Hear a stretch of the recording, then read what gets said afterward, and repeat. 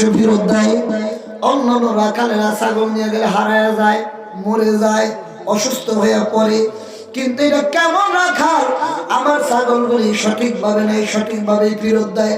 আল্লাহর পয়গম্বর রহমতের নবী যখন ছাগল নিয়ে যায়, মা খাদিজা ছাদের উপর থেকে দূরবীন লাগায় তাকায় থাকে, কি করে মোহাম্মদ 1200 ছাগল। খাদিজা দেখে নবী যখন ছাগল নিয়ে যায়, খাদিজা দেখে নবীর পিছনে পিছনে ছাগলগুলি নবীদের কদম চুমাইতে চুমাইতে যায়।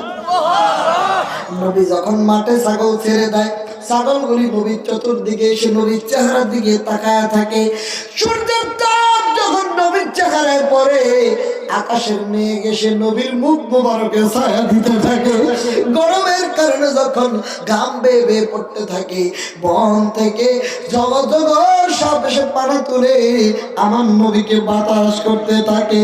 আর বনের যত পশু ভক্তি করে তোমার দুই চরণ, পাখি এসে বাতাস করে গায় গো নবীজি, আমি কোন সাধনে পাই ও তোমায়, বলেন না, কোন সাধনে পাইব তোমায় গো নবীজি, আমি কোন সাধনে পাইব তোমায়। একটু জবান করে কোন মারহাবা।